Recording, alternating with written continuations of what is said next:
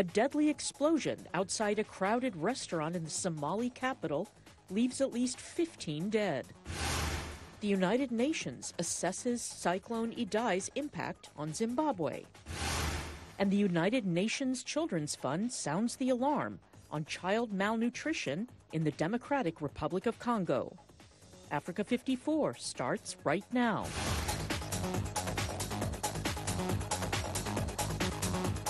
Good evening and welcome. I'm Vincent McCory and this is Africa 54. We begin in East Africa where Somali officials say a car bomb exploded Thursday near a hotel and restaurants in Mogadishu, killing at least 15 people in a busy area of the capital previously targeted by Islamist militants. The afternoon explosion sent smoke billowing into the sky and destroying 2 restaurants and several cars parked in the area. Police Major Mohammed Hussein says the blast destroyed a restaurant and killed many who were inside and outside the eatery. Hussein warned the death toll may rise. There was no immediate claim of responsibility, but Al-Qaeda-linked Al-Shabaab militants have in the past targeted the same location, the Wailia Hotel, which is along the busy Maka al-Mukarram Road. Now, the United Nations is assessing the Cyclone Idai humanitarian crisis in Zimbabwe as calls for government to provide aid more quickly grows louder. Columbus Mavunga reports from the hard-hit district of Chimanimani, about 500 kilometers southeast of Harare. Villagers step on river stones, bypassing a bridge damaged by Cyclone Idai as they head to Machongwe village, hoping to get food aid. This has become a daily routine in vain for many since Idai hit on March 16. Poverty has stricken us. Our maize crops and our homes were swept away by the flood. We are staying outside. Our survival is at risk because we don't know what to do. We have come to receive food, but we are not getting any. President Emerson Mnangagwa's government says more than 40,000 people were left food insecure by Cyclone Idai and more than 7,000 had their homes destroyed. Government officials say destruction is slowing efforts to bring help. But at the moment, the distribution is quite slow because of transport problems. We have the helicopters donated by Econet, and also the Air Force of Zimbabwe. They cannot carry enough to distribute to all the affected people. This is the situation we are having.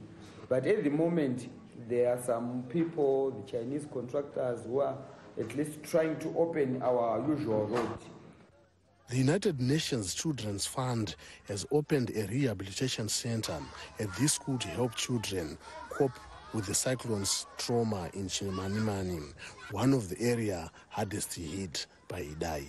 Officials say it is urgent to restore health, education, and water sanitation. Well, obviously, at the moment, the sun is shining and it looks like, a beautiful place. But what we have witnessed really has a huge devastation. Water is the biggest problem at the moment and what we have to really address very quickly. Because if you don't have clean water, then a lot of disease may also follow, including cholera. The UN has made a $17 million international appeal to help pay for recovery in the districts hit by Cyclone Idai. What is unclear is how long it will take for significant help to reach Makuza and other Chimanimani villagers. Columbus Mavunga for VOA News, Chimanimani, Zimbabwe. Gunfire pierced the calm near the main military base in the Comoros capital, Moroni, on Thursday, just hours after opposition candidates announced plans to unseat the president, whose re-election this week they are rejecting as fraudulent. President Azali Assoumani was declared the winner in Sunday's election with more than 60% of the vote, enough to avoid a second-round runoff. Observers from African monitoring missions say the election lacked credibility. The 12 opposition candidates say they had set up a body called the National Transition Council, chaired by one of them, Mohamed Soilihi, to remove Assoumani from office. A diplomatic source says Soilihi was arrested after releasing the statement, and the military camp came under attack shortly afterwards. In Soilihi's statement, the opposition candidate set Wednesday, April the 3rd, as the deadline for the vote to be invalidated.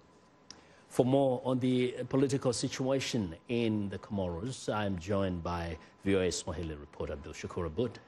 Shakur, welcome back to Africa 54. Thank you very much, Vincent. So give us first the latest. We had there was an attack on a military base. Yes, there was an attack this afternoon, and according to sources in Moroni, that 4 people are reported dead and 7 injured. 5 among them are military from the government and 2 from a group of 7 people, which is surprising. 7 people went to the main camp in Kandani to try and overtake that camp. Now, what was their logic? From what you're hearing, how is it that just 7 people could imagine that they can launch a major attack on a military base with soldiers? The thing is that it's amazing. Everybody is shocked about that. But really, sources are saying that during the past 4 days since the elections, a number of soldiers have been deserting. And the Swahili who has been arrested, he was a former military with Azali. And the ones who were liberated from the prison this morning, one of them was the former commander of the Comoro Armed Forces, Faisal Asmani.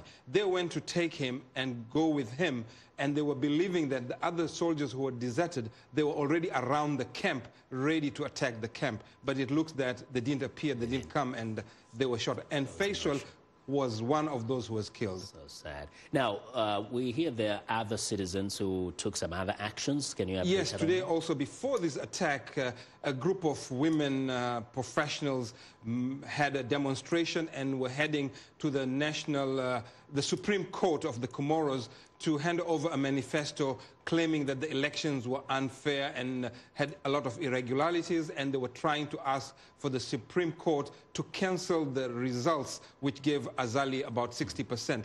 Most of Comorians believe that with 12 candidates, there was no way Azali should have won in the first round. So the women were arrested by the police. They were not able to send in their manifesto. So they went there, and this is the 2nd or 3rd demonstration since the elections took place on Sunday. Oppositions tried yesterday and the day before to demonstrate to call for the cancellation of the results, but it looks like Azali is sending his forces to stop all sorts of demonstrations. Now, in full disclosure, you are actually from the Comoros. Yes. The island has always had turmoil around election time, and sometimes even other time. What is the cause for all this situation? There's a lot of reasons. First of all, we should not forget that Comoro is among African countries which during the 80s and 70s has been facing military coups.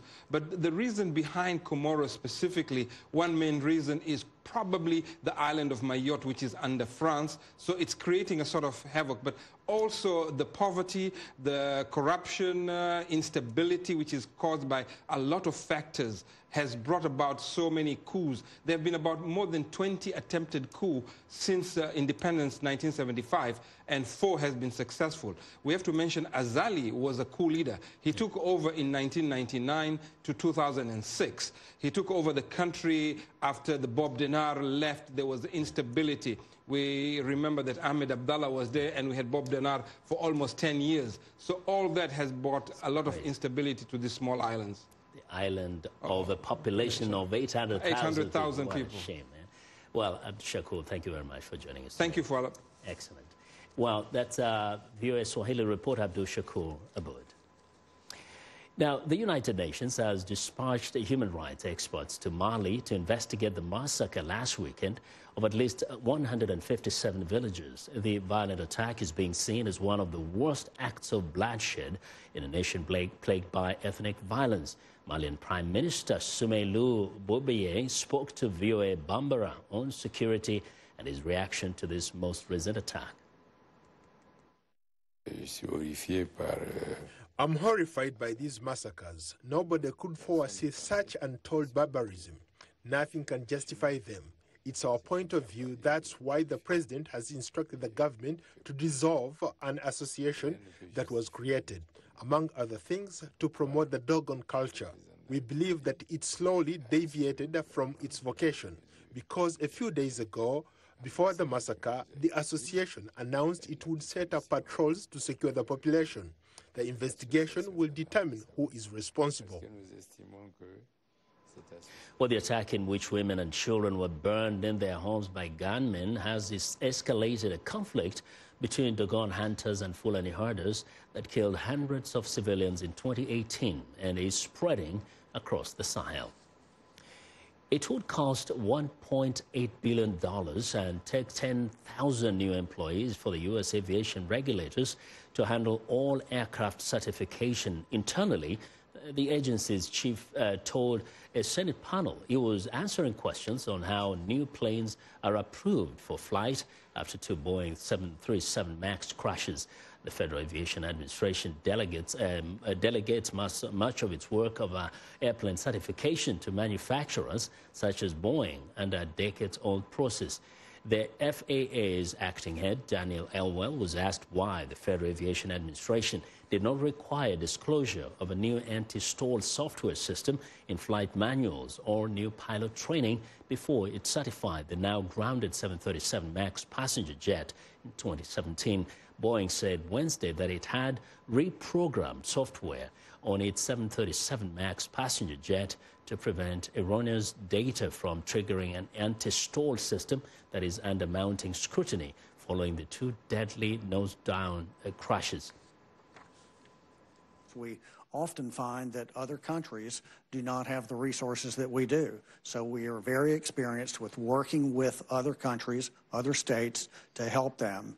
And I think that this investigation is going as it should. The Ethiopians, again, this is like I wasn't bragging, and this next statement is not a derogatory statement. They don't have the experience that we have because they haven't investigated the number of crashes that we have over the years. They're a relatively new agency. So they are proceeding very deliberately and very cautiously. Well, the U.S. National Transportation Safety Board Chairman Robert Sumwalt there says the Ethiopian authorities are proceeding very deliberately and very cautiously with the crash investigation. We want to know what you think about Africa 54 and the stories we covered. Join the conversation on Facebook. The address is Africa 54. We're also streaming our show live on Facebook, so check us out and share our show with your friends. Find me on Twitter at VOA Vince McCory. Still ahead on Africa 54, combating child malnutrition in the DRC. But first, a look at Thursday's headlines.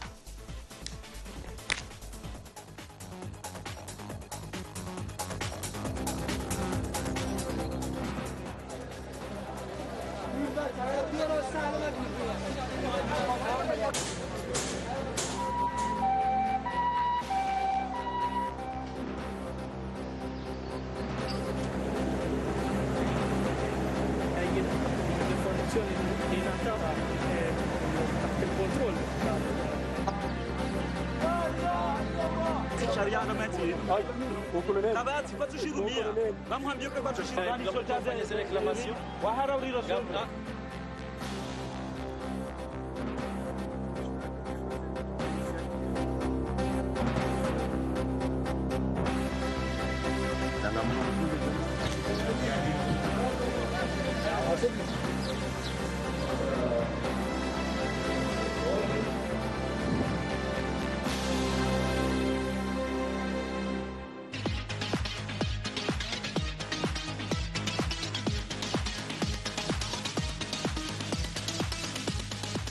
Well, it's time now for our Thursday Health Report, and joining us now is Africa 54 Health correspondent Lino Mudu with a look at the cholera situation in Mozambique. Lino. That's right, Vincent. The World Health Organization is sending 900,000 oral coral vaccines to Mozambique, where the first cases of cholera were reported on Wednesday. The WHO is warning of a second disaster if waterborne diseases spread in cyclone-devastated Mozambique, Zimbabwe, and Malawi. More than 700 people have died in the three countries since the cyclone made landfall 2 weeks ago. Doctors Without Borders and the World Food Programme are in Mozambique to provide emergency aid to cyclone victims. Officials in Mozambique announced Wednesday that the first 5 cases of cholera have been confirmed in the port city of Beira. Efforts are underway to prevent the spread of the disease among survivors sheltering in squatted camps. Cholera is an epidemic situation. You see, when you have one case, you have to expect that you will have more cases in the community. Therefore, the health workers are there in the communities work hard with communities, how to organize them, how to prevent, how to treat water and everything to prevent the spread of the cholera. Beira resident Nelson Vasco and his wife Aisa Eligio brought their children to this improved treatment center after they became ill. Vasco says many people in his neighborhood Goto are suffering from similar symptoms as his daughters. We came here because of diarrhea and vomiting experienced by the children. The children started to have fevers and diarrhea. The situation was not good, so I bought rehydration solution to give to them, but it did not help. So we have to go to the nearest health center. Paris-based humanitarian group Doctors Without Borders has sent 3 planes to Mozambique with emergency supplies and personnel to aid the effort. In this plane is mainly logistic item, tent, mosquito net, administration kits, tool kits, water and sanitation, chlorine, what is needed to really start the operation. The group's medical staff is treating the injured and vaccinating survivors against infectious diseases such as tetanus. Emergency coordinator Dr. Axel Rance says securing food, shelter and clean water is essential. If not, then we will face respiratory infection, diarrhea, all disease related with water, not clean water, all disease related with no sanitation, and after all disease linked with a vector like mosquito breeding in this new clean water coming with the rain, and it means malaria, dengue, leptospirose, yellow fever, and all these kind of disease that you have usually like 4 weeks after the big rains.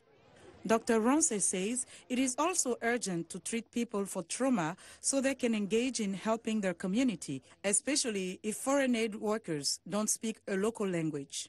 But the idea is really to hire them and to reach the community, to explain why we are here for, what we can bring to them, and especially when you do kind of distribution or bringing them this tablet to chlorinate the water, you also have to explain how to use it and where they can go if they have any kind of disease starting. After collecting medicine for the children, Vasco and his family returned to their home, which has been severely damaged by the cyclone. When the metal sheets started flying away, people tried to grab them, but we were unlucky, and we couldn't. So we had to collect some pieces of it to cover the house again. But as you can see, we couldn't cover the entire house, and one side of the house collapsed, and the wind has destroyed the other side. So we need to get bamboo to try to patch up that side because we have no money to buy concrete to rebuild the house. Officials say another challenge is to get food to remote and isolated communities. United Nations World Food Programme says 1.7 million people are in urgent need of food, and that the shortage will continue because of an estimated 400,000 hectares of crops were washed away just weeks ahead of the spring harvest. Now to an alarming problem in the Democratic Republic of Congo. Children whose families fled conflict are now facing a new fight for survival. UNICEF estimates more than 250 million of them face malnutrition as civilians return to their homes and overburden local health care. That number is likely to rise. VOA's Arash Arabadasi reports, and we warn you, some of the images may be disturbing. Susan and her daughter Rosette fled Congo's Kasai region to find shelter in Kikwit. My daughter is malnourished, and I have no money to feed her. Like thousands of other civilians who fled conflict in the DRC, Susan struggled to find food. She started to eat sand because she was so hungry. Now her belly is swollen. I can't get my daughter medication, and I have no way of treating her. I've got nothing. Rosette died after the filming of this video. The ongoing conflict bred insecurity, forcing thousands of families to flee into the bush. But there they faced food shortages that forced them to return home in search of life-saving care. We left the bush because of hunger and suffering. When we found a village to rest in, I was told about this hospital where children could receive medical care and food for free. Services at this clinic could mean the difference between life and death. They heard about the care offered at this hospital. This mother came immediately with her child, and after clinical examinations, The child was declared malnourished. The fighting in Kasai was one of a series of deadly flare-ups following the former president's refusal to leave power in 2016. UNICEF and its partners have treated about 200,000 severely malnourished children in the DRC over the past 2 years, but estimate there are another 260,000 in need. Arash Arabasadi, VOA News. Back here in the United States, battling the worst state outbreak of measles in decades, a potentially deadly disease, a New York City suburb is banning children not vaccinated against measles from public spaces such as schools and shopping malls. Rockland County, New York, declared a state of emergency on Tuesday and says the ban will remain in place for 30 days or until unvaccinated children get the measles, mumps, and rubella shot. The Rockland announcement follows measles outbreaks in California, Illinois, Texas, and Washington state, and is part of a global resurgence of the viral infection, according to the U.S. Centers for Disease Control and Prevention. There have been 153 confirmed cases of measles in Rockland County. The disease is being spread mostly among school-aged children whose parents declined to get them vaccinated, citing reasons such as philosophical or religious beliefs or concerns the MMR vaccine could cause autism. Health experts say large scientific studies have demonstrated that there is no link between vaccines and autism. And that's our health report for today. To stay in touch, find me on Twitter @LenorMoudou. Back to you, Vincent. Well, thanks a lot, Lenore, and be sure to watch Lenore Moudou's health reports every Tuesday and Thursday right here on Africa 54. $11 billion in proposed cuts to U.S. foreign aid and the State Department were the focus in Wednesday's congressional hearings. The president's 2020 budget request would cut money for refugee resettlement, global health care, and other programs. But the Democratic chairman of the House Foreign Affairs Committee and the Republican ranking member opposed the cuts, so they may not be approved by Congress. This budget, in my opinion, signals to the world that the Trump foreign policy is one of disengagement, of pulling back from places where American leadership is needed the most. And we know other countries that don't share our values, countries like China and Russia and Iran. Those countries are more than happy to fill the void. However, I do agree with the chairman. I believe that certain cuts have unintended consequences that cost us more in the long term. This is especially true of cuts to critical humanitarian and developmental assistance programs that promote democracy, support economic growth, and provide life-saving resources to bolster stability in areas at risk of terrorism and extremist ideologies. Secretary of State Mike Pompeo said he is well aware of the threats posed by China and Russia, but said the administration has to be mindful of the burden on American taxpayers. We'll make sure that China and Russia cannot gain a strategic advantage in an age of renewed great power competition. We'll continue our progress toward the final, fully verified denuclearization of North Korea. And we'll support the people of Venezuela as they work toward a peaceful restoration of their democracy. Pompeo said the proposed budget requests new authority to support a democratic transition in Venezuela, including up to $500 million for foreign assistance accounts.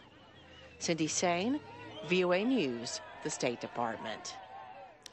Well, that was a report about U.S. Secretary of State Mike Pompeo defending President Donald Trump's proposed budget cuts to diplomacy and foreign aid from strong criticism from both Republican and Democratic lawmakers. Now, the chairman of the House Foreign Affairs Committee, Eliot Engel, told Pompeo on Wednesday the president's budget was dead as soon as it arrived on Capitol Hill. And that report was by Cindy Sain, who is a congressional reporter.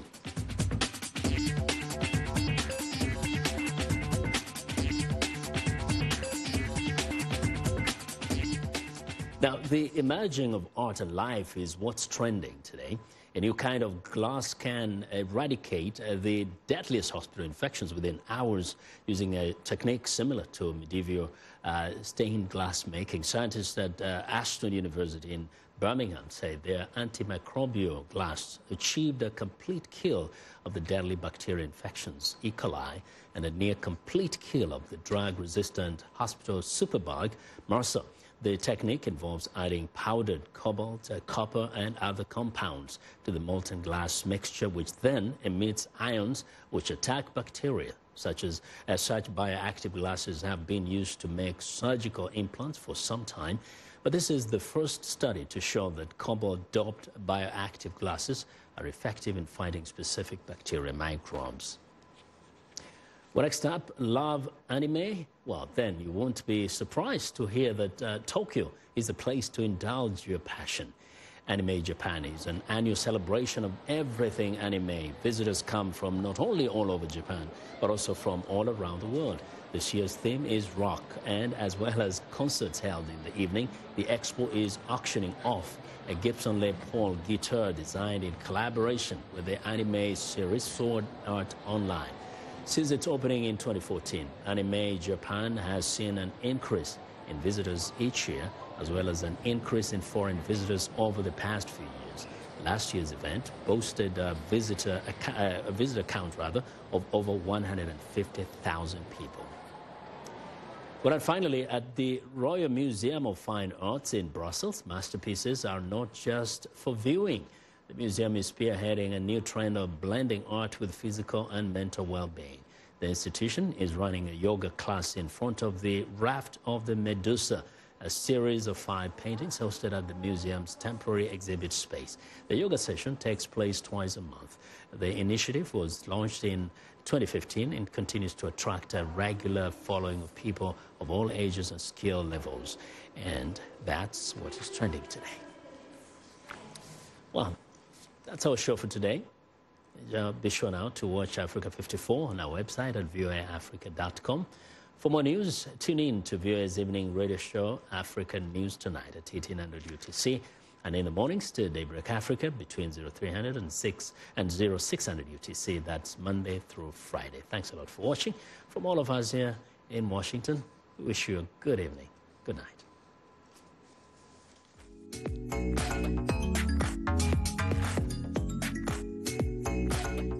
Our Voices, we're talking about the news and issues you're talking about, sharing stories of development and growth across Africa, around the world, and in our lives. Topics that inform, empower, and change the rules. It's time for Our Voices with me, Haiti Adams Fitzpatrick, and Hadiza Kiari, and Ayan Bior, and Orion Itangi Shaka. It's time for Our Voices.